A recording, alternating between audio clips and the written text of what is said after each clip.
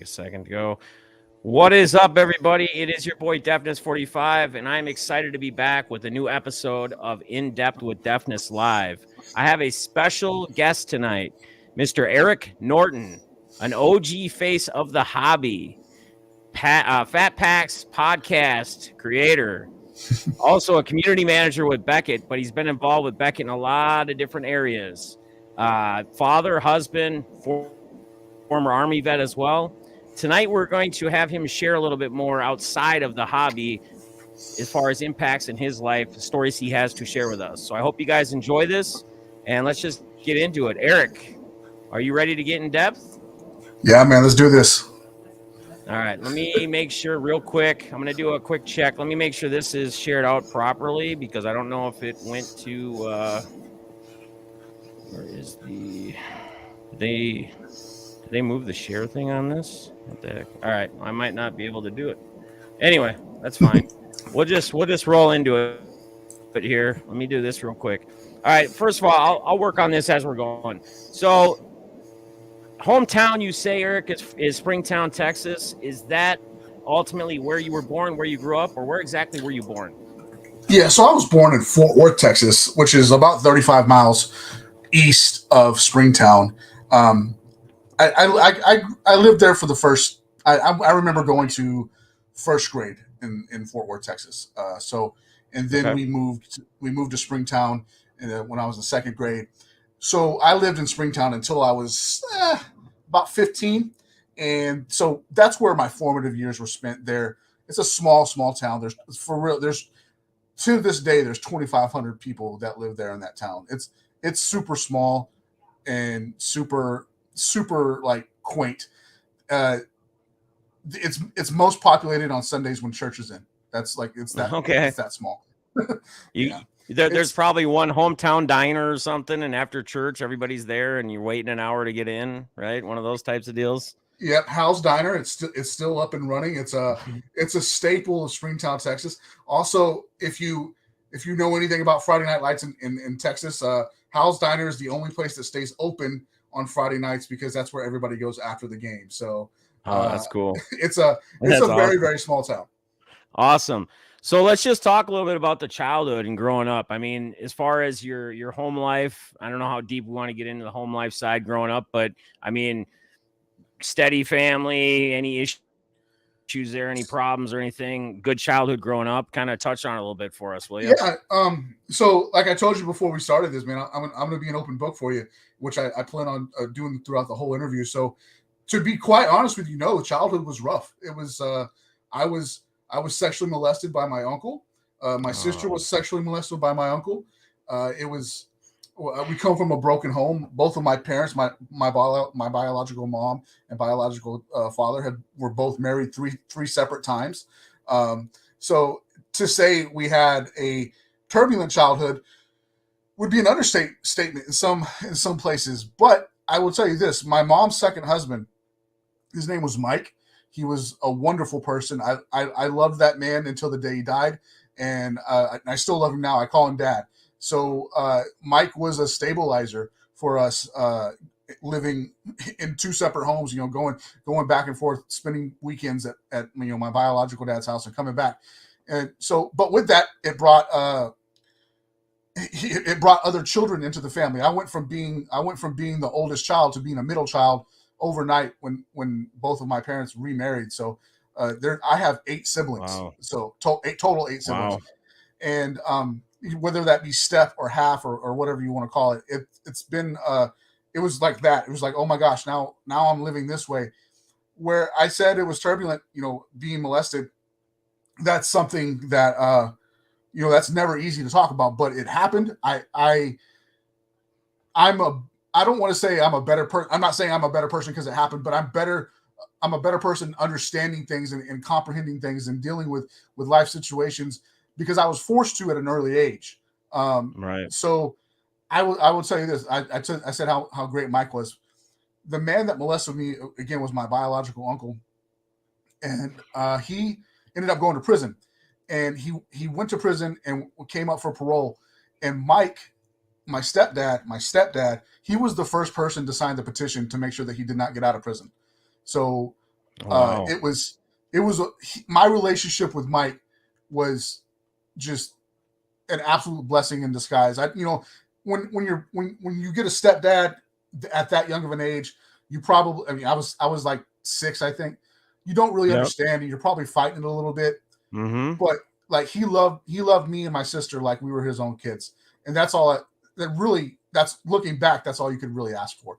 He was there. He was a dad from day one. He never missed a football game.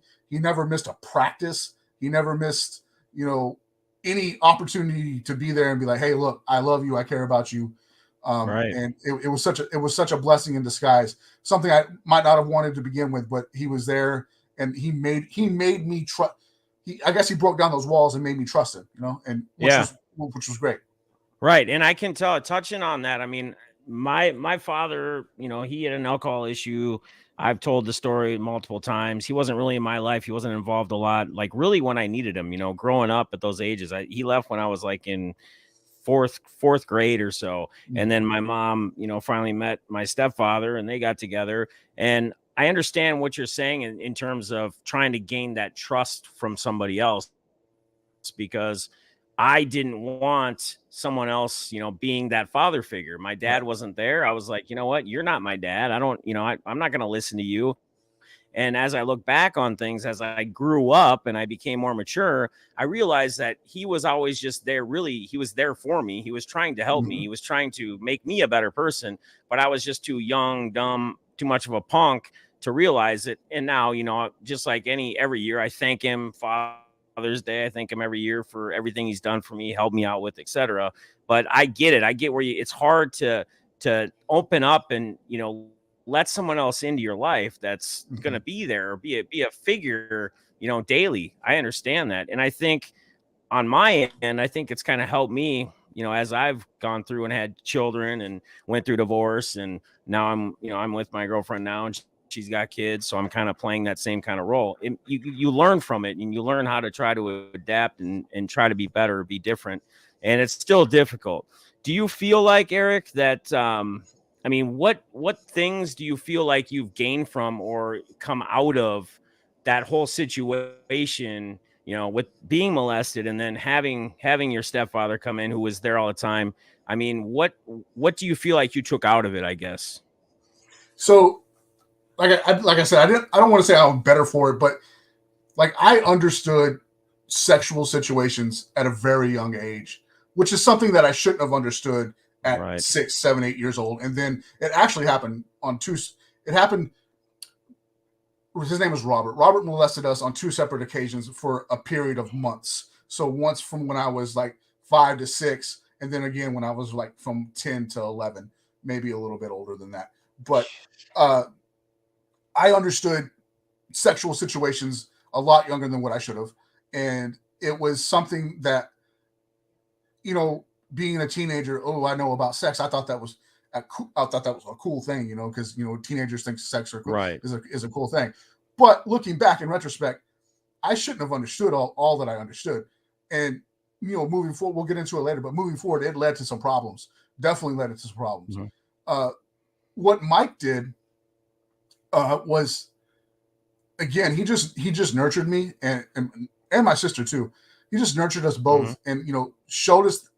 He let us know that that's not okay. You should not know about this stuff at this young of an age. But let me show you this. Whether it be just how to cook a brisket or on the smoker or whatever. Whatever. It didn't really matter what it was. It was just he took the time to show us something else, and he was there at every turn, every problem we had, and even if I was emotionally dealing with something, like if I'm thinking back and I'm emotional, I'm emotional because I'm thinking about what happened with my uncle. It was him that I went to because he could comfort me, and my mom, she could, but I didn't.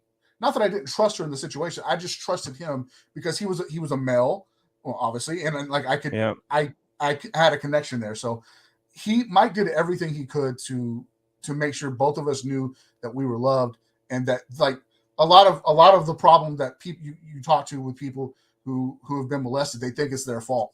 That was immediately out of the first thing out of his mouth. Look, this is not your fault. This is Robert's fault. He did this to you, you are too young to understand this. You are not to blame here at all.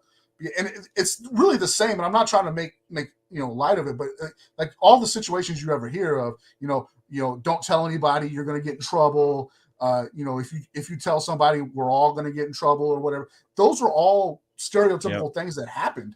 But Mike, squash that real quick.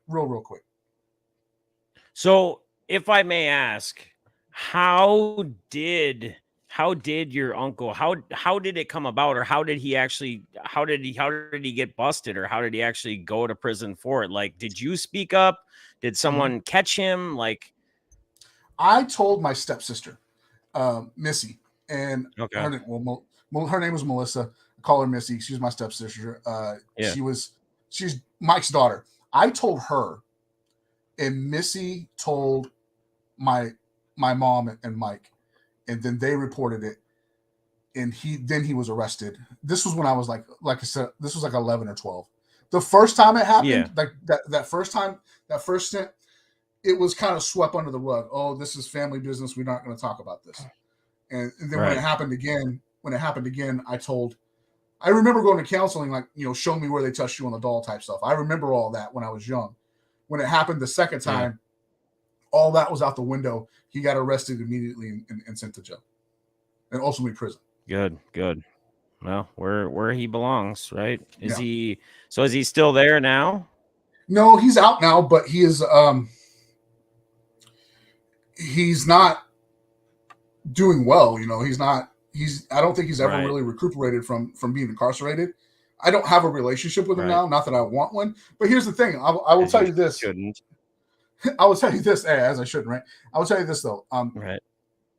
Personally, just for my own growth and in relationship with Christ, like I've come to a place where I've forgiven him. It doesn't mean that I'm going to let him back in my life and we're going to be all buddy. But for the transgressions that happened when I was younger, I've forgiven him for that. And it's lifted a lot off my own shoulders. And, I don't know what it's done for him, but I hope that he is able to reconcile what happened, because in the long run, it wasn't just me and my sister. It was other kids. It was other family members too. So hopefully he's been able to reconcile that. Yeah. So you touched on Michael, never missing a practice or a game or anything. So in the childhood years, what sports were you involved in? What did you play? Were you football, baseball, basketball? What did you do? Did you do any of it or all of it? Typical small town kid stuff. Football was top of the list. I played baseball, but not for the school. I played in a club, and then basketball and track. I love football. Like, that's a small town kid's dream. Football. Everybody wants to be a football player. I would go back and run track today if I could. I loved track. It was so much fun. I threw the shot put, the disc, and I ran the 400 relay. I love it. I have a love-hate relationship for track, because I played football I started playing football at third grade, full contact, and played all the way up through high school. And, I had my growth spurt earlier than most kids. So I was big in eighth grade, I was bigger than everybody, but I was still fast. And then when I got to high school, when I got to ninth grade, everybody kind of went over me, but I had the speed. So my coach pretty much forced me to run track. And he had me, I had to run the 400. He's like, you need to run the 400. That's going to improve your speed, make you better in football. And I didn't, 400's like a pretty much a sprint, right?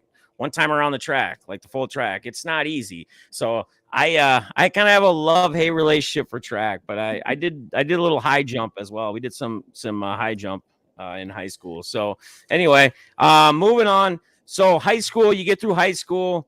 After high school, or I guess, what did you do? There was a 3-year gap between high school and joining the Army. So what were you up to? What were you doing in that kind of 3-year span, or that window?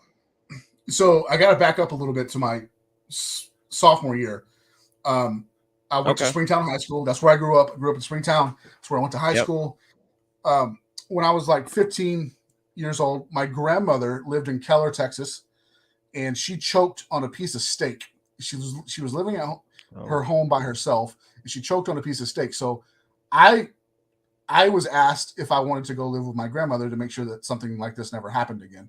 And I was like, absolutely, I want to go live with my grandmother. I love my grandmother. I would love to make that happen. So I moved in with her when I was 15 and went to Keller High School for the rest of my sophomore year into my junior year. Into my senior year.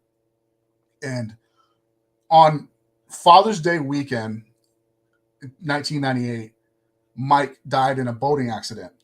So I found this is when I say this, when I tell you the story, it's going to sound horrible, and it was, but again, I've processed everything, and I'm much older now, and I kind of understand things. I found out that Mike died by watching the news and at work.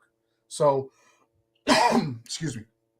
So I was working at a Dairy Queen, and the TV was on in the dining room, and it popped up, local man found bodies found in Eagle Mountain Lake, and they showed a picture of my dad. And I was like, whoa, what is happening right now? So after that happened, my nephew died 3 months later. So in a time span of 6 months, what actually happened was I lost my great-grandfather, my father figure, and my nephew all within 6 months. So on my 18th birthday, I was like, you know what? I need a father figure. I need something. So I decided it would be a good idea to move to Colorado with my biological father. And I got up there. I lived in his house for until I graduated. So that would have been May of 99 or May of 98. And I was just like, I can't live here anymore. I got to go. So I went and got my own apartment. And to be honest with you asked what I was doing before I joined the Army. I came this close to joining the Navy. Like, I was this close. Oh, really? And I really was. And I got scared. and I backed out of it. And I didn't do it. So I was fast forward 3 years later. You ever seen that movie Stripes with Bill Murray? Yep. That's how I classic. That's how I joined the Army. I was sitting on my couch in my living room, and I was looking around, going, "This kind of sucks. I don't know what I'm doing here." So I went down. I was bored on a Tuesday, so I went to the recruiter's office and I joined the Army. And I went and I took the ASVAB test. The ASVAB was a story in and of itself. I took the ASVAB test twice. Yeah. Not because I failed it the first time. And this is not even funny, but it's funny. So it's not the recruiter. It's like a person the test administrator. We got through the first section of the ASVAB test, and then he said, "Take your number 2 pencils." And I used to run the pencil up the paper to break the seal so you could take the test. You know what I'm talking about? Yeah. Yeah. So we did that. As we did that, that man had a heart attack and died in the classroom. What? So yeah, it was nuts. We didn't know what was happening. We figured out what was happening. By the time we called 911, he was done. Gone. Yeah. So we had to take the test again. That was a crazy story. But long story short, I ended up joining the Army because I was bored and doing nothing. I was working at JCPenney hanging draperies, and then I was a busboy at Chili's. I was doing nothing. Yeah. Doing nothing. Yeah. So I joined the Army, and I can't really tell you I did it because I was a patriot and I wanted. It was after 9/11.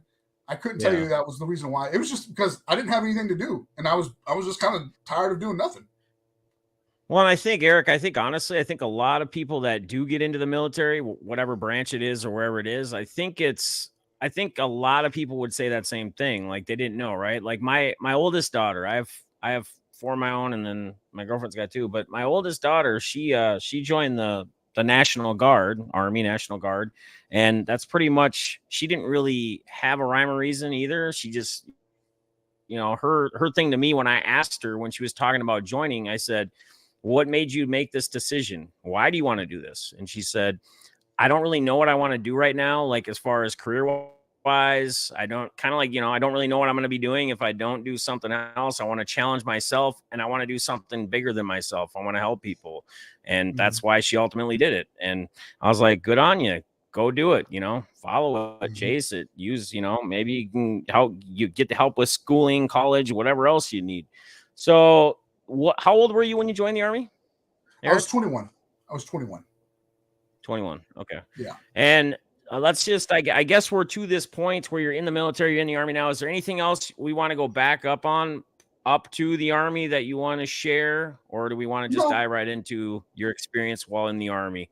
Okay. Yeah. So you're 21, you join the Army. Did you go anywhere? Like, did you go overseas anywhere when you're in the military? Did you get stationed anywhere? What was this experience like? So when I'm sure it's the same way now. When you join the military, specifically when you join the Army, you get to put together a wish list of where you want to be stationed. So I knew immediately where I was going because when I was probably 7 years old, my grandfather was watching the news, and it was in the middle of the summer in Texas, and it was hot as hell down here, and it showed Seattle on a map, and it was 65 degrees in the middle of the summer.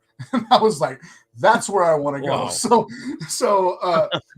when I joined the Army, my first duty station of choice was Fort Lewis. And that's just south of Seattle. It's about 25 miles south of Seattle. I put that on my list. I knew that it was a rapid deployment facility, and they needed soldiers. So I knew that's where I was going. I didn't even have to ask. My second choice was Fort Carson, and then, which is in Colorado, and then there was a duty station in Hawaii and one in Italy. But I knew because I put Fort Lewis on my list, that's where I was going. Signed up, put Fort Lewis, went to basic training, went to AIT, and ultimately ended up at Fort Lewis about 4 months later after I got done with training and everything. It was a great experience. I told you I was 21 when I joined.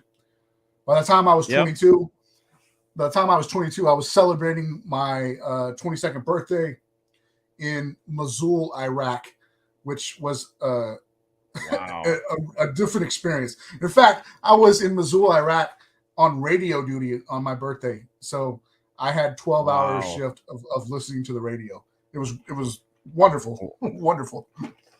Wow. So you're in Iraq. Was there anything, any kind of crazy story or anything while you were in Iraq, doing these radio checks, etc., that you want to share with us? So my first deployment in Iraq was the hardest. I went twice.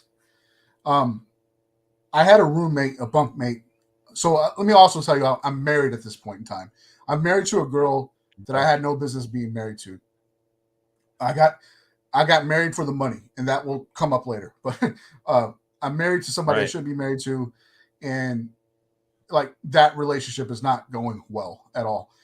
My battle buddy Philip Rogers is he's my bunkmate. We do everything together, and he came into our unit like 2 days before we got deployed. So he was like he volunteered to come get deployed. So he comes to our unit. We become fast friends, and on April 4th, there's a convoy that's going out from our FOB, our FOB, out into the city. We're going to deliver some stuff and come back. Well, I'm sitting in the driver's seat of this convoy, of this truck, this FMTV, and it's not my day to go. I'm going because I'm bored and I don't really have anything to do. And at the last minute, I decide that I'm not going to go. So I hop out. I tell my Sergeant Ewing, I say, Sergeant, hey, I'm not going to go. Philip's going to take my place. He's like, no big deal. You're not on the list today, so it's no big deal. We'll see you when we get back. So I hop out. I go and do my thing. Philip comes over to the driver's seat. He's driving, and then the specialist Tiana Felder, she moves over from the TC seat over to the gunner position. So she's standing up in the gun turret. They leave. I go my way. I go use the phone or whatever, and they leave. Mm-hmm. About 8 minutes after they leave, I heard an explosion, and then I heard another one, and then another one. The convoy got hit by daisy chain IEDs. Philip, who was sitting in the seat that I was sitting in, he was killed instantly. He basically, the IED exploded. It sent shrapnel up through the back of his head and then out the front of his head. He died immediately. Because he died immediately, he fell over on the steering wheel and to the left, and he flipped the truck. When he flipped the truck, the other two IEDs went off, and but that actually saved Tiana's life because the truck is now sideways, and the shrapnel and everything is hitting the bottom of the truck. Tiana did get hit, but she survived the initial blast. She died like 5 days later, 6 days later, when she was being evac from Mosul, Iraq to Germany to have further care there. They did not give the medical team didn't give her the proper medication to thin her blood, and she died of a blood clot like 10 minutes after takeoff. So that was April 7th. Actually, I guess it wasn't even 5 days later. It was April 7th. So we went from this horrible situation where we lost Philip, but we still had hope because Tiana was alive. And then 7 days later, that was all ripped from us because of what some might call neglect. They didn't give her the medical team didn't give her the proper medication. However, I wasn't on that flight. I can't tell you what actually happened, but there was a lot of anger there, and that stewed and turned into PTSD ultimately because the Army, maybe they do a better job now. I don't know what they do now, but the Army at the time didn't do a great job of helping their soldiers get through stuff like this. Deal with loss of close battle buddies, you know, crew members. Yeah. Right. It was almost faux pas. You just didn't talk about it, I had my group of friends. We had our group of friends, and we dealt with it together. But the real problem, as I said before, I was married. I was in a relationship that I should not have been in. And after I get home from that deployment, that's when problems start, because now I'm not as close with this group of friends. We're tight knit like this every day. Now we're with our own families, and there's no leaning on each other to be able to deal with things. So that's when problems start rearing their head. Because I was sexually molested and introduced to sexual situations as a younger kid, it led me to I'll be completely honest with you, I was addicted to porn for a very long time, because that's how I coped with Philip being killed and Tiana being killed. I lost myself in pornography, and like that happened for a long time. Like, I'm not talking about like a year or two. I'm talking like 10, 12 years. I had to like really fight that off. I got deployed again. It got better while I was deployed because, again, I'm back with this close group of friends, and by this time I'm divorced. I'm not married to this woman anymore, and I'm with my friends. We're good. And then when I get back home, then it starts to rear its head again.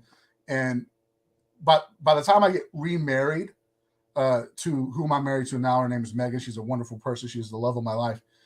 Like I'm struggling with pornography again, and like it got to the point where I had to admit to her, hey, I think I'm addicted to pornography, and I need help with this. So, to Megan's credit, she could have turned and ran, but like she nursed me through the whole thing, and it's awesome. It made our relationship stronger. When I said I got married for the money, during my 2 deployments, I made about $150,000 tax free. Wow. Because again, I don't know. I'm not sure it's the same way now, but it was then. I got my regular pay, my hazard duty pay, my separation pay, and then my housing allowance too. So I was making money. The problem is, my first wife, like she was robbing me blind, man. She was spending all the money on whatever she came, whatever she wanted to. So I made all that money over those 2 deployments, but I really saw only about $7,000 of it because I was paying off debt or whatever. So that first relationship, I'm not even going to blame her. We shouldn't have got married, and we didn't know each other by the time those deployments were over. She had every right to go on her own separate way, and the money is money. I've come to a place in my life where I realize now money is not everything, and I can be happy with it or without it. But when I was in my 20s then, so it was different. I was pissed then, but right. But all that to say, like my way of coping with PTSD was getting lost in pornography, and that's what I did, and that's where I spent a lot of my free time. That's how I made myself feel better, and that all came to a head on Mother's Day weekend in 2012. We were still in Seattle, and we went on a road trip to Seaside, Oregon, which is about a 3.5 hour drive down the coast. We stopped in Willamette. I can't say the name of the cemetery. I think it's Willamette National Cemetery. It's just outside of Portland, and that's where Philip Rogers was buried. When we drove into the cemetery, Megan, she said, "Wow," and she didn't tell me what she meant at the time, but she said, "Wow." So we got to the office. We looked up where his grave was, and we drove over to his grave. And I got out of the car. I took 5 steps towards the grave, and I just broke down and started crying. I couldn't. I'm getting emotional right now talking about it. I couldn't. I couldn't. It's all good, man. I couldn't take seeing his grave, especially knowing he was sitting in the seat that I was in. That should have been me. I should have been dead. But that's what I was actually going to touch on or ask you here. Yeah. It was Philip that died in my place that day. Right. And I cried like a child. I cried 12 years worth of PTSD off my chest that day. And when I was finally ready to get up, Megan came and she helped me get up, and she said, "Are you ready to go?" And I said, I don't know. we'll try. So we got in the car and we drove, and we drove to the coast. And there's this moment where you're coming out of Portland and you drive into a forest, and then we get through that forest on the other side. The Pacific Ocean just hits you right in the face, bam, here I am. So we're coming over this hill, and I can see the crest of the horizon. I can see blue. That's all I can see. And then when we finally get over that hill and start coming back down, I can see the whole Pacific Ocean. And I just started crying again. And in that moment, Megan was like, when we drove into the cemetery, I felt comforted, like God was telling Philip somebody was there to see him. And then when I got over that hill and saw the ocean, I saw how big the ocean is. Like it really, you don't ever really think, no one ever thinks about how big the ocean is, right? You don't. You can't comprehend it. But when I got over that hill and I saw how big the ocean is, and I thought to myself, God knows me. He knows every hair on my head. He knows the plans that he has for me, and they are for me to live more abundantly. The thief comes to steal and kill. He comes to prosper. And I'm looking at that ocean going, I am just one small person on this tiny planet. And I felt so loved in that moment, so cared for. And it took a little bit longer, but that's when the addiction to pornography stopped. That's when the guilt stopped. That's when all of that stopped, because I could see my whole life in front of me. It was there. It was expansive, and it was because I was finally coming to a place in my relationship with Christ that I could understand and comprehend what was taking place. Eric, have you ever been deep sea fishing? Not to get way off subject, but we're talking about how large the ocean is. Have you ever been deep sea fishing before? I have, off the coast in Galveston. I just one time. When I tell the story, I say I caught a hammerhead shark. The truth is I hooked a hammerhead shark. My dad, Mike, reeled it in. I was not in any position to be able to reel this in. But that's the only. I was probably 10, 12, maybe 11, somewhere in there. And so I hooked this hammerhead shark off the coast of Galveston, and when I hooked it, it pulled me up out of my chair like this. And Mike jumped over, grabbed me, and started reeling in. But yeah, that was the only time I've ever been deep sea fishing. I've only done it once too, but just to kind of give people, you talked about how you realized how large or how big the ocean is. And I think for people who everyone knows it's big, but for you to really get a grasp, I think a good grasp is if you've ever been deep sea fishing, because you get to a point where you get out there and you no longer can see land any direction you look, and you feel like, whoa, am I ever even going to get back? How do we know which direction we're going? I mean, obviously they got the GPSs and everything else, but it gives you a perspective of exactly how large that body of water, those body of waters are in those oceans. So, all right. So kind of touched on all that. The 2 deployments, you're remarried. So obviously family man, you're still with her. Kids, when did kids start coming in the picture?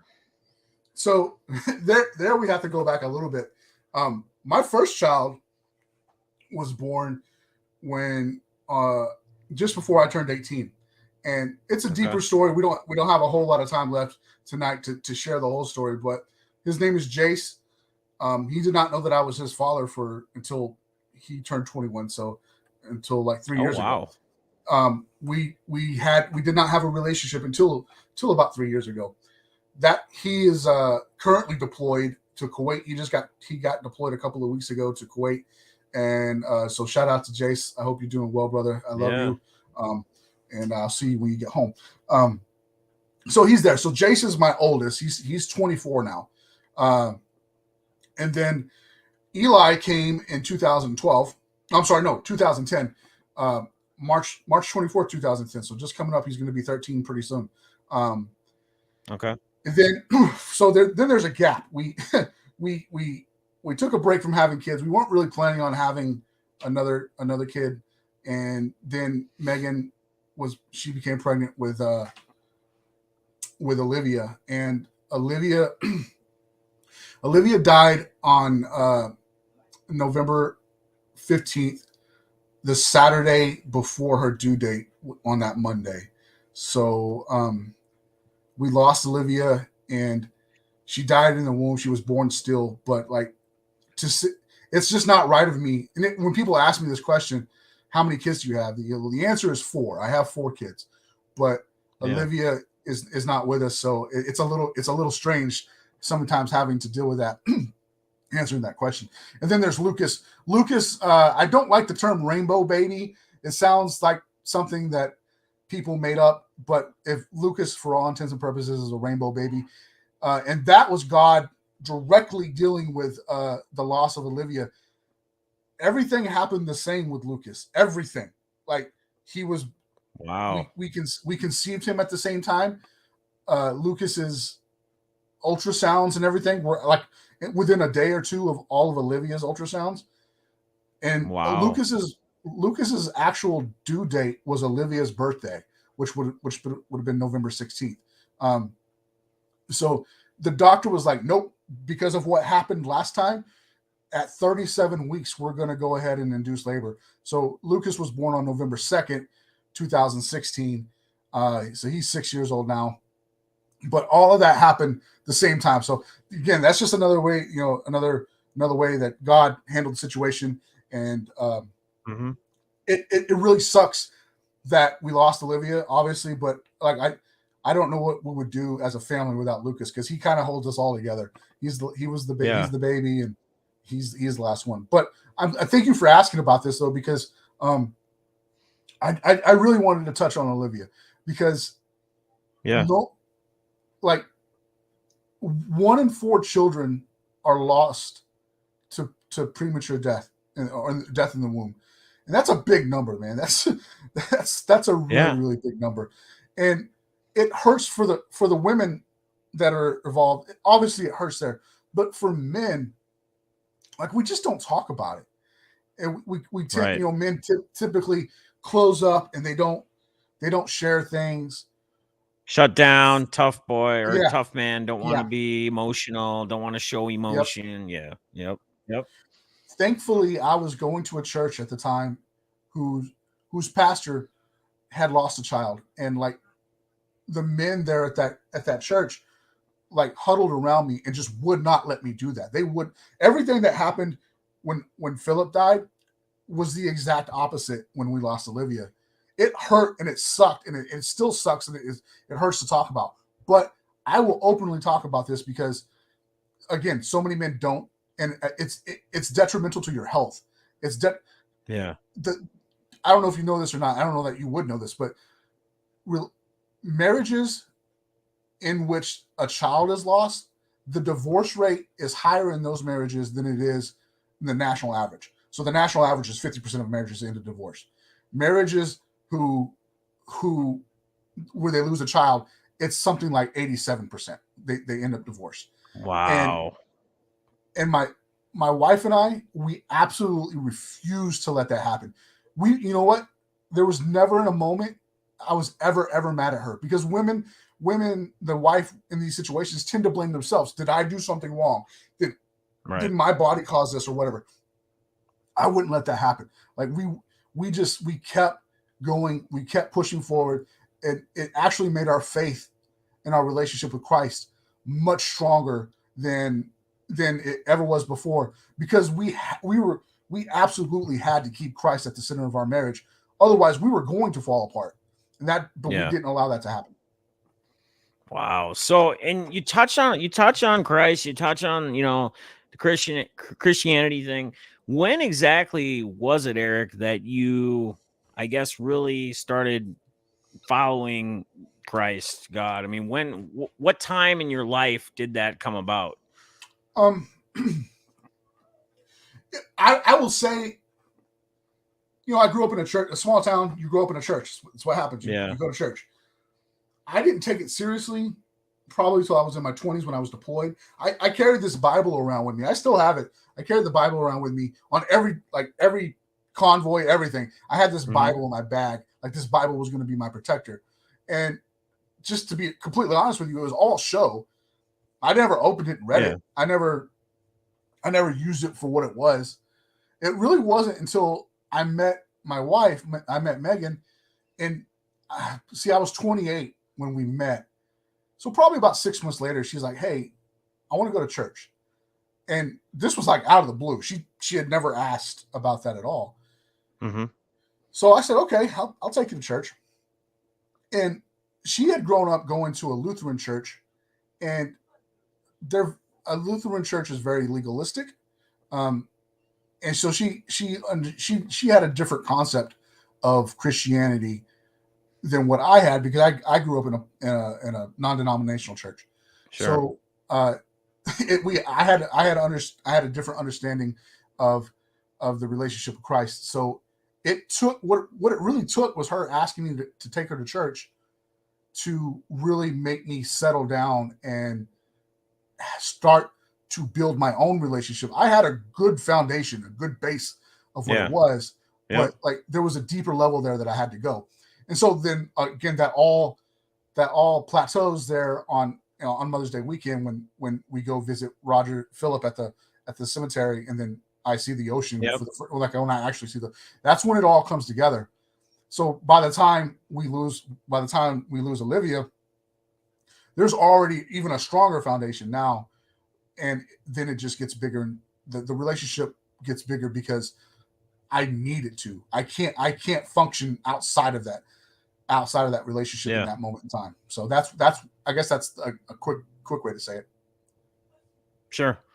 Eric, touching on just PTSD in general, what advice do you have? Any advice for anybody out there that watches it later, etc., that may be in that similar situation, either lost somebody in a military, deployment, or just a friend, whatever, and witnessed it or was a part of it and is dealing with PTSD as well right now? What kind of advice could you give them if you were to give them any? So obviously PTSD happens in all shapes, sizes, and forms. Mine was because of what happened to me during my service, but obviously PTSD can happen because you're sexually molested. PTSD can happen because you're in a bad relationship. Right. My advice would be talk to somebody. Like, you have to talk to somebody. If you need help, you got to find it. So, like, I specifically with soldiers, if you think about 22 killed, we lose 22 soldiers a day to suicide. Yeah. And so the problem is there's resources out there that these soldiers don't know how to access. And the same can be for civilians. There's resources there. You have to find them. So if you're having trouble finding them, find somebody that can help you find those resources. Yeah. Being shut up in yourself is the worst possible thing for anybody that has PTSD. It's really bad for anybody. Really, we're not created to be alone. Yeah. So Right. find somebody to help you through this. If it means that you have to swallow your pride and talk to somebody, then that's what you need to do. Yep. And I think that not just PTSD, any kind of other mental health issues, depression, addiction, like I've been there on the addiction side. And again, yeah, it all starts with you building up enough courage, enough confidence, whatever it may be, to feel comfortable enough to reach out and talk to somebody and let them know exactly what it is you're dealing with or going through. Because we lose way too many people, like you say, 22 soldiers a day to suicide, because people don't know how, whether they feel like they're going to be a burden, they feel like nobody can help them, whatever it may be. There's somebody out there. There's always somebody out there that will listen to you. There's always somebody out there that can help you. Absolutely. Or find the resources to help you. So definitely, like Eric says, don't be afraid. Speak to somebody, talk to somebody, find somebody you can trust, you can open up with, that maybe can get you to the right place or with the right personnel, professionals, whatever it may be, to help with that. So absolutely. I would even go as far as to say, like, if you're in that position now and you don't know who you can talk to and you're watching this, send me a DM. I promise you I will listen to you. I promise you I will at least point you in the right direction if I can't give you the help that you need yourself. Like, it means that much to me. It really, really does. So I know we're going to talk about it in just a minute, but like, my work with Signatures for Soldiers, I'm the chairman there. But yeah, let's just roll right into it, man. Roll right into it. Go ahead. So Tim, who founded Signatures for Soldiers, he's still there. It's still his baby. I'm just sitting on the chair of the board. So I don't want to take the spotlight from Tim at all, because Tim has done an amazing job with what he's done. But like, my work for Signatures for Soldiers is because of my time in the military and suffering from PTSD. Like, the soldiers that we are helping, the disabled veterans, it's because that's near and dear to my heart. But it's an honor and a blessing to sit in that chair position. But I also know that there's a whole other group of men who are coming up behind me that can sit there one day too and just be that voice that says, hey, we're here for you. We're going to help you. Whether that's building you a ramp so you could get into your house with a wheelchair, or just like pointing you in the right direction for PTSD help or mental health. Right. It's really important to us. Yep. And so just for people who aren't aware of it or don't know what Signature for Soldiers is, just explain a little bit as far as kind of what the program's about or what it does for veterans, etc. Sure. So again, Tim founded it. Tim's still there. He's obviously, it's his baby again. It initially started, he had a dream of raising $500 to help build a ramp for a disabled veteran, and he did this by selling sports cards and memorabilia, through his little site that he built. Yeah. And what that's turned into, like, we're real close to raising over $300,000 right now. Wow. Total that we help with disabled veterans with ramps. We help homeless veterans find shelter. We provide beds and blankets for homeless veterans in shelters. It's something that's really grown exponentially, and that's because of the hobby. Like, getting into the hobby side of things, there are a lot of people in the hobby that support Signatures for Soldiers, and we thank you very much for it. It means a lot. And what's great about this is it's an all volunteer board and it's an all volunteer process. 100% of the profits go directly to helping disabled veterans. 100%. Yeah, that's awesome. That's absolutely amazing. Almost or $300,000 raised total. I mean, that's Tim's founded it how many years ago?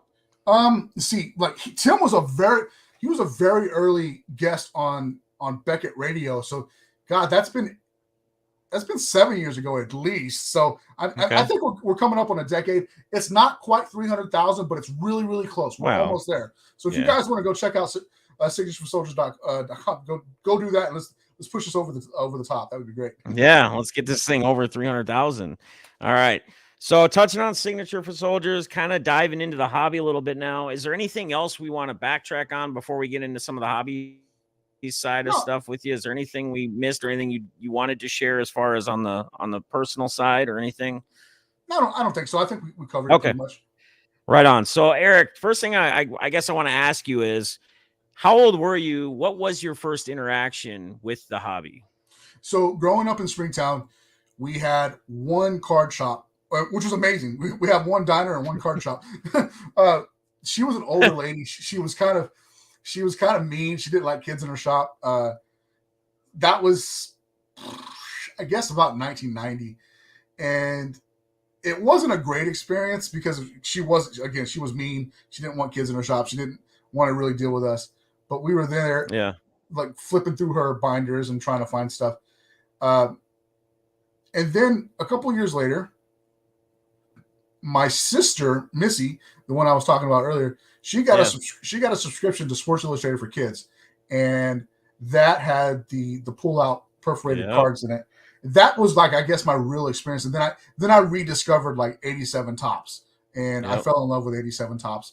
I think that Future Stars Bo Jackson is the greatest card ever. Oh, yeah. I pick up all the copies that I can. And then from there, going to flea markets, there's a big one out in Weatherford, Texas called First Monday.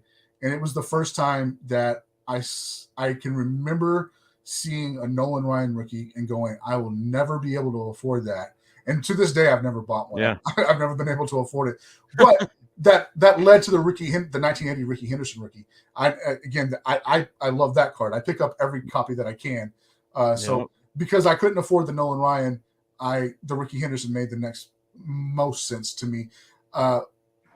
Wasn't like I was inundated with the AL West at the time, so the Athletics and the Rangers that all made sense to me. I wasn't fully aware of, say, like Mickey Mantle, Babe Ruth, Lou Gehrig, the Yankees, the AL East. I wasn't fully aware of that until I got much later into the hobby, going, oh, that's who these people are. Yeah. Nice. So as far as Beckett, how did you get introduced to Beckett? How did you, because you've done a lot of different positions with Beckett. I mean, you were doing, I believe it was the hockey pricing with the Beckett price guide. You did that. How many years did you do that? Oh, I think 4, maybe 5. 4 years. Yeah. I watched a little bit of the sports card live, I think. It was Jeremy. Jeremy's a great guy. Yeah, absolutely. Yeah. So Jeremy used to scare the hell out of me, man. The first time I met Jeremy, I was like, oh God, he knows so much more about hockey than I do. I hope that I don't mess something up. So Jeremy's great though. So, but how I got started at Beckett, this is a stupid, crazy story that if it wouldn't have happened to me, I wouldn't believe it. I don't think I would believe it if it didn't happen. I was at a card shop, and Justin Gruner, who is to this day is the football analyst at Beckett. He was this is 2014. He was in the same card shop, and he was dealing with the owner, and then he said, hey, do you know of anybody who's looking for a job?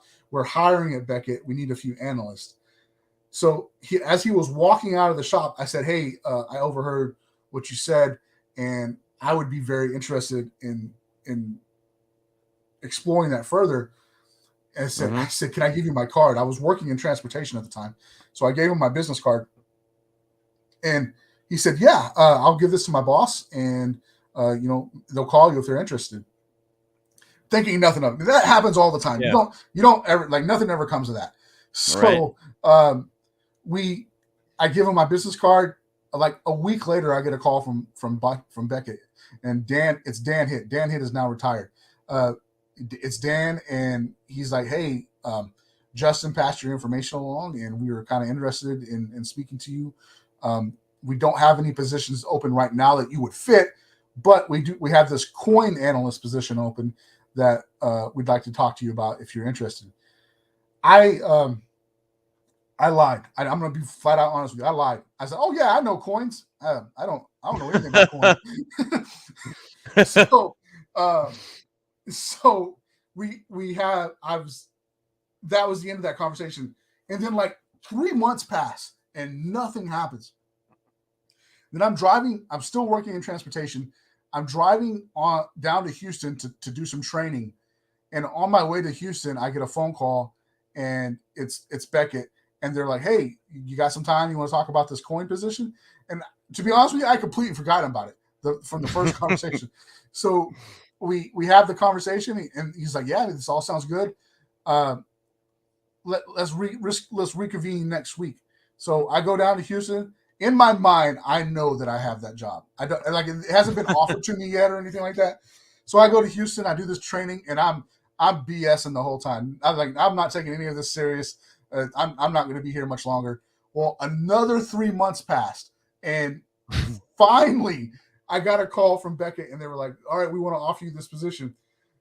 So they did, and I took it. But that happened. I got hired in August of 2014, so it was like a total of like 6 months between the time I had given him my card and hoped and prayed that something would come of it to when it actually happened. And I got hired as a coin analyst, and I was like, well, I guess I better learn about coins. And I faked my way through coins until they gave me the hockey analyst position, which is where I was for about 4 or 5 years. And then I was really into the social media side of things. I was looking to make some noise, not noise, but I was looking to help the social media team because the guy that was running it, he was good, but like he didn't really know cards. He knew social media, but he didn't know cards. And then he got unceremoniously let go over the Christmas, like just before Christmas. And I came back that after that Christmas break, and they were like, "Hey, you want to do social media?" And I was like, "Okay." So I started doing social media, and at that time, I was doing social media, hockey, and running the Beckett Marketplace. Wow. And yeah, it was a lot. That all happened, and I was doing all that until last year. I stopped doing hockey. Well, I guess 2 years ago, I stopped doing hockey, and we have a guy who's worked at Beckett for a long time. His name's Jeff. He lives in Montreal, Quebec, and he took over the hockey. Then he and his wife were blessed with a child. And I don't know if you guys know anything about Canadian law, but they give you 26 weeks of maternal leave. Wow. So his wife was working and going to school as a nurse. She could not take the leave. So it fell to her husband, Jeff. And Jeff was like, "Man, I got to take this." I was like, "Well, I guess you do." So he left and took his paternal leave for 26 weeks. And I got thrown back into hockey. So I was doing all that until Jeff came back, and then now I'm back on the social media side of things as the social community manager. When did talking about this in the you got the Fat Packs podcast, excuse me. You founded that, right? You created that? So that was you? Yeah. So it started as Beckett Radio, and that was Justin and Derek. And that ran its course, and Justin left to he didn't want to do it anymore. So I stepped in and took Justin's place, and Derek and I did Beckett Radio until Derek got into a sales position at Beckett. By that time, we had hired another analyst named Paul Worth, and Paul is a large guy. I am a large guy. We squashed the Beckett Radio moniker, and we came up with the Fat Packs. So Beckett Radio transitioned into Fat Packs, and Paul and I ran that from 2016 until he left the company. I guess 2 years later, and man, it was a great run though. We had a lot of fun. We had over 250,000 downloads of these two you guys. Like 400 episodes. Didn't you guys do like 400 episodes or something? Close to? We did a lot. Yeah. It was a lot. Speaking of that podcast, I guess a question for you here, Eric. What would you say was your favorite episode? Maybe favorite guest that you would have had appear possibly on that podcast? So it's funny you're asking me this right now, just because of the timing of it.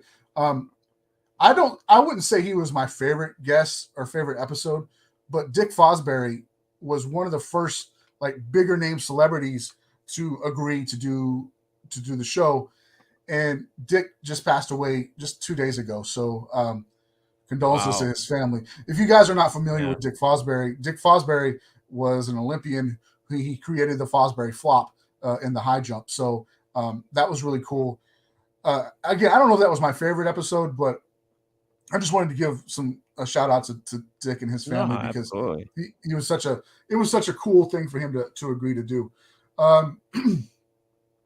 I did interview a lot of athletes and celebrity type folk, and all of those were fun. But all of my favorite episodes are episodes where I'm talking to Joe Collector about his super PC. You know, and there are tons of those. Those were always my favorite. I can't point to one in particular, but those were always the best ones to me because those guests were always just so excited to be on the podcast. Sometimes when you're talking to a celebrity or whatever, they couldn't be bothered, you know. Well, or they do it. They're asked them by a million times to be on this and be on that, and it's like they don't want to keep repeating themselves, right, over and over again. Yeah, exactly. So the Joe Collector who shows up and wants to talk about his Andre Arrington PC, I want to talk to that guy. Why the heck are you collecting Andre Arrington? You know, that kind of stuff. Right.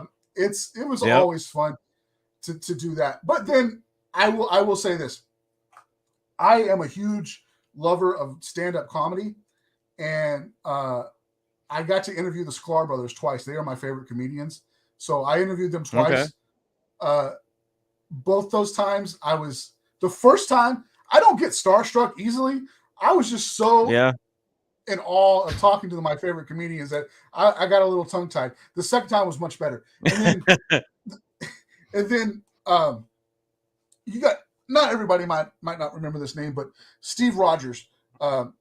He pitched for the Montreal Expos. He's the all-time winning pitcher for the Expos.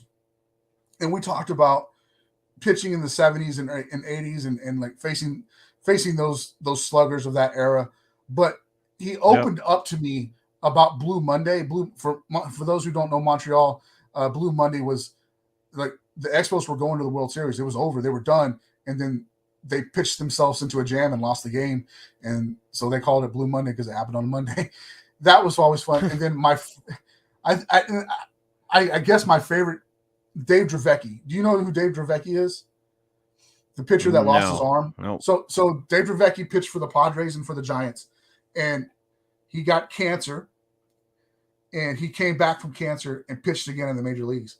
Well, it didn't last long because when he was pitching, I think it was the second or third outing after he came back from cancer, he pitched and he heard a pop in his arm. You could see, it's on video. You can see it. Like his arm didn't fall off his body, but his arm basically fell off his body. The cancer had come back and it had eroded the muscle in his left arm. So, So Dave, now he's lost that arm. They had to amputate the arm to save him. But Dave's testimony is so great. But what I loved about talking to Mr. Dravecky about was he played minor league baseball with Tony Gwynn. And I've talked to a lot of different, again, celebrities, athletes, whatever, about their careers. Yep. I have never, ever seen somebody light up the way Mr. Dravecky did talking about Tony Gwynn.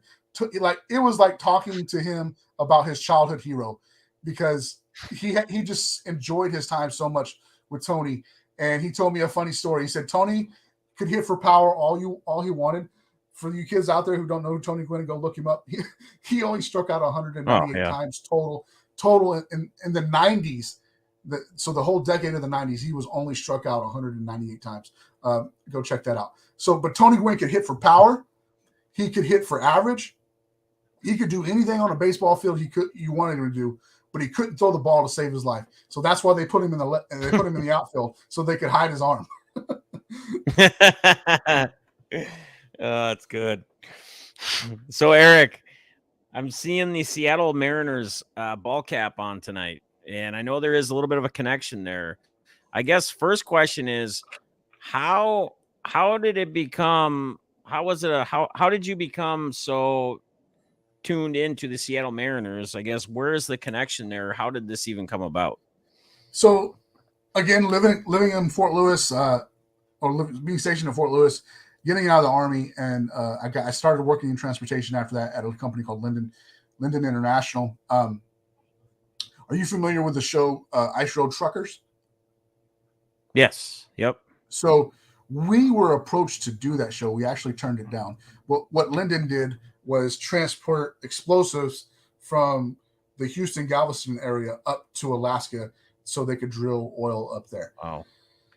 So I started working at Linden, and we had like a little lobby cafe, and one of the young ladies that worked in the cafe worked for the Mariners at part-time. So I heard her talking about it one day, and she said, "Oh yeah, I'll give you an application." So sure enough, she did. She brought me an application. I filled it out. She took it back to her boss at the Mariners. Her name was Mary Beeman, and Mary called me the next day and pretty much hired me over the telephone because I knew collectibles. Yeah, it was really cool because a lot of those positions are contract positions. Like you don't work, like if you work for the Texas Rangers, you don't work for the Texas Rangers. You work for the contract of the Texas Rangers. Yes. But the Mariners don't do that. The Mariners don't do that. You work for the Seattle Mariners. So all my checks came from the Seattle Mariners, all that kind of stuff. It was really cool. So she hired me though, because she knew I knew sports and memorabilia. So it wasn't like I was selling t-shirts out behind left field or anything like that. I was actually working at a game day memorabilia shop. So we sold foul balls and broken bats and lineup cards and everything from the day of the game. Anytime a foul ball was hit, it would come off the field, get authenticated by Major League Baseball, and then that would be brought up to the shop where I was at, right behind home plate. So if Mike Trout hit a foul ball or Ichiro Suzuki hit a foul ball, you could come buy that ball immediately like that, and I would sell it to you. It was really cool. Wow. Because I knew the memorabilia side of things, she was able to put me in that position there, and man, it was so much fun. I saw so much stuff working there that, like Mariano Rivera's 600 save. Like I was there that night. Wow. The craziest game I ever went to, man. So I've seen no hitters and perfect games and everything like that. Being blessed working there. I was at Nolan Ryan's 7th no hitter. I was, I just got to do cool stuff, just fade or whatever. Yeah. But Felix Hernandez's perfect game was on a Wednesday afternoon at 1:05 first pitch, and there was maybe 6,000 people in the stadium. He threw a 1-0 perfect.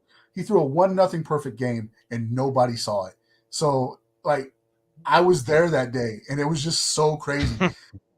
And the next night, well, not the next time I'm in the rotation, it was like a college football. It was like going to Baton Rouge to see LSU play a football game.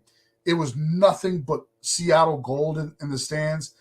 It felt like a college atmosphere, and he's pitching against Yu Darvish. So, he's pitching against Yu Darvish for the Rangers. So it's Felix versus Yu for the first time in Seattle, and it's the game after Felix's perfect game. Man, that was a lot of fun, but being there on that random Wednesday afternoon at 1:00 in the afternoon when no one else is there, and getting to witness a perfect game, a 1-0 perfect game at that was something special. That's awesome.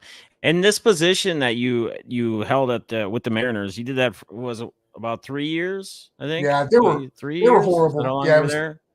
it was 10, 11, and 12, and they were horrible. They were bad. They Okay. were so bad. All I got to tell you, if even anybody remembers Sean Figgins, that's all you really need to know. That's they were horrible. So touching on a little bit, Eric, on your PC as we kind of get closer to wrapping up here. Kyle Seager is a name that I know sticks out. I know you're not necessarily a super collector of him per se, but Kyle Seager is a guy, and is that connection really just geared from your time kind of working at the stadium with the Mariners, or how did Seager kind of come in the picture as a PC for you? So 2010 is when I started. That's Seager comes into the organization. Yep. My son was born in 2010 as well. So my thought process was, I can't afford Dustin Ackley. If you guys remember Dustin Ackley, how popular he was going to be the next great thing in Seattle. I can't afford Dustin Ackley because he's a hot rookie. But I can afford Kyle Seager. So my thought process was collect Seager and give it to my son Elijah when he was ready. Mm-hmm. Again, he's turning 13 next week. Elijah couldn't care anything about Kyle Seager or the Mariners or baseball cards. So now I have this Kyle Seager PC, which is cool. It's fun for me. I had good I can't tell you that Kyle Seager knows who I am, but I had good interactions with him when I worked there, because sometimes I was in the clubhouse. Most oftentimes I was in the visiting clubhouse. But he was always cool. He was always a nice kid, and it was fun to watch his career. He played baseball the right way. You've never heard Kyle Seager doping stories or anything like that. Right. So right. I really respect that about him. So I just continue to add to it here and there. I don't have like a super PC, but I have some nice pieces for sure. And then the other thing that I'm working on, and I'll give a shout out to the hobby who helped me out with this, 1952 ringside. I love that set.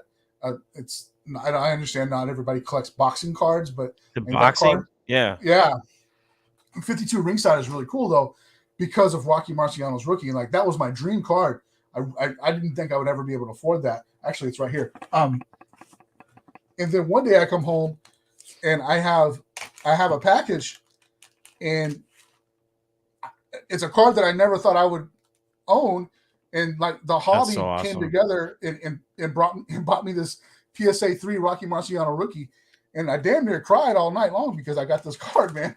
So that's I like the 52 ringside set. I'm working on it a little bit at a time. Hopefully I think there's 92 cards in the set. So hopefully I'll be able to finish it one day. But that Rocky Marciano is the key to the whole thing. And that's K-Dub and all those other guys that contributed to that. It was such a blessing. I came home and I remember. I remember that day. I think that you posted or whatever when you got that card. I remember. Yeah. I can still remember that day. Now that you show the picture up, I remember the card and you posting it. So that's awesome. Yeah, I mean K-Dub, everybody out in the hobby community, man. It's just some of these people, the things they do, the smiles they put on people's faces, the positivity they spread. I mean, that's what it's about. That's what it's supposed to be about. It's not supposed to be negative and drama and all that crap that can go to the wayside. But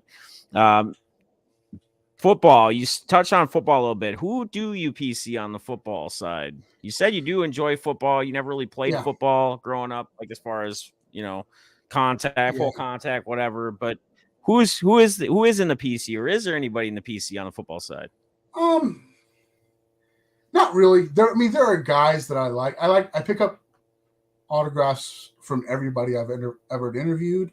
So those cool. Those are there. It's how do I admit this wearing a Seattle Mariners hat?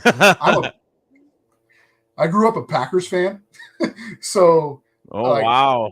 I have some Packers stuff.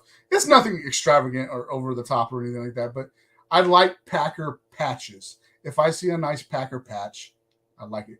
Charles Woodson, especially, anything with him in a Packers patch is really cool.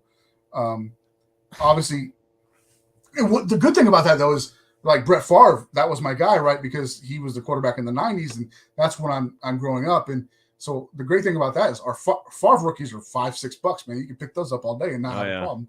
So that's really cool. Yep. But I'm a Packers fan. If you guys want to hear that out loud and spread that around, I guess you can. But I want to hear how you became a Packer fan, because again, you're from Texas. You know, you're not. I don't believe you were stationed at all anywhere in Wisconsin. I don't believe, through your military time. How did the Packers become your kind of your favorite team in the NFL? Sterling Sharp. That's okay. That's dude, a name that dude I know.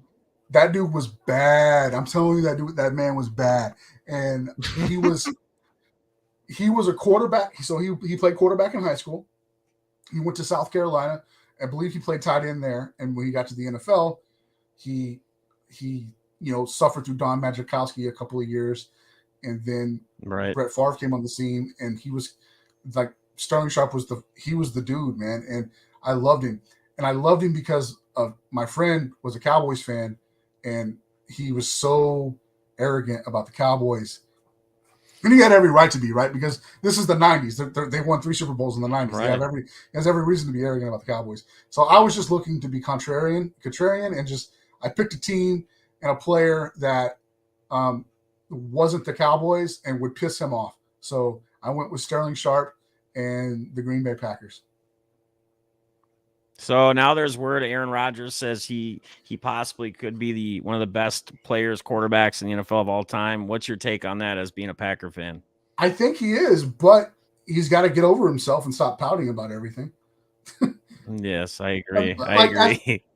I'm not much older than him. I'm 42. Aaron Rodgers is what, 36 and 37, something like that.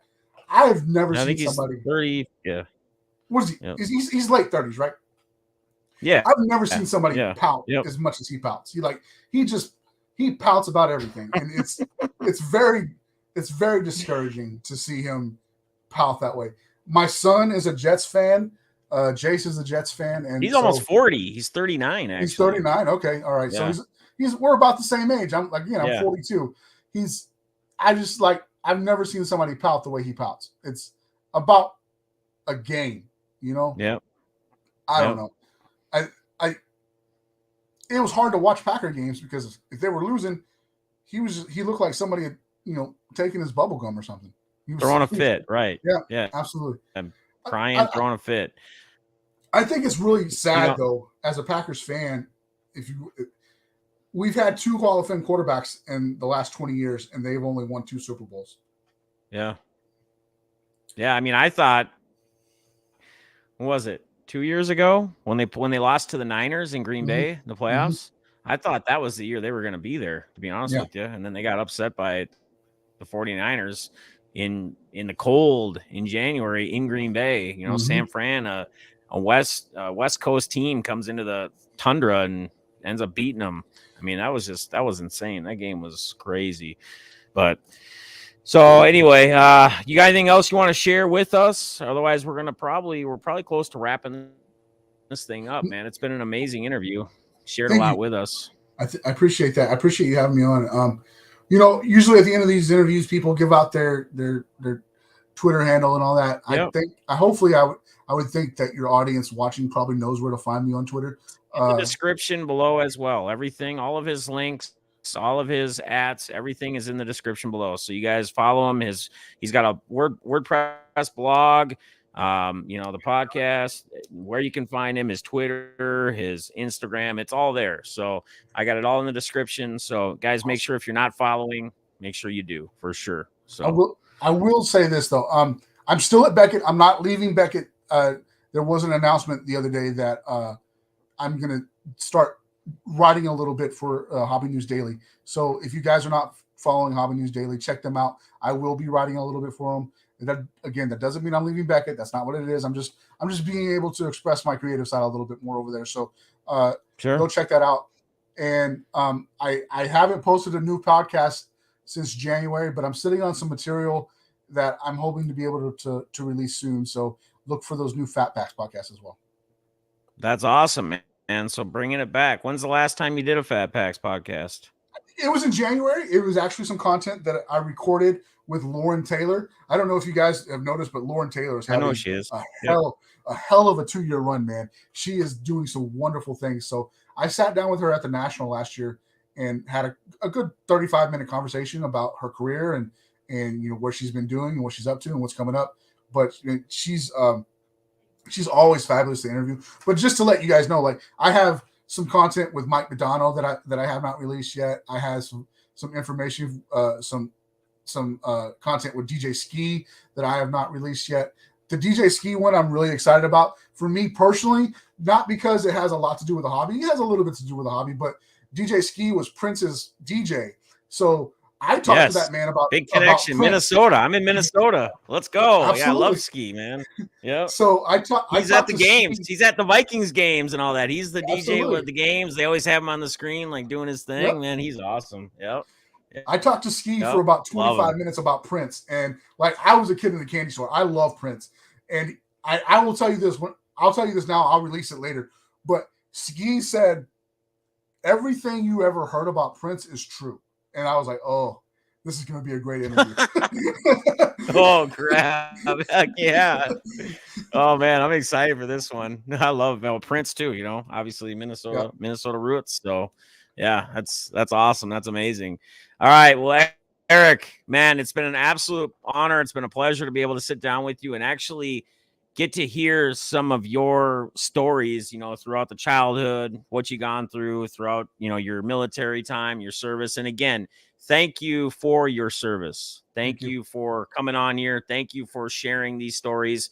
Hopefully these things will help, touch, inspire, maybe, get somebody out of a rut somewhere, or maybe someone will speak up that's maybe going through something or has gone through something similar. I mean, that's really what we're trying to do here with these interviews, trying to get outside of the hobby and more to get to know somebody or have them, I guess, share some of the stories like you have tonight. So again, it's been an honor.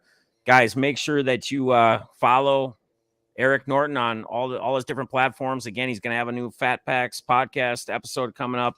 He's got a lot of cool interviews that he just touched on. And yeah, I appreciate everybody showing up. Eric, you got any final words for the people? Again, thank you guys for showing me up. Thank you, sir, for having me on. It's fun to be on this side of the interview because I'm usually on your side. So, right. I tried not to step on your toes. You did a wonderful job.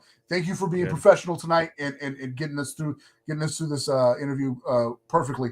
Again, guys, if you need help, if you need prayer, if you need encouragement, anything, please hit me up. Send me a DM. I promise you, I won't let it go ignored.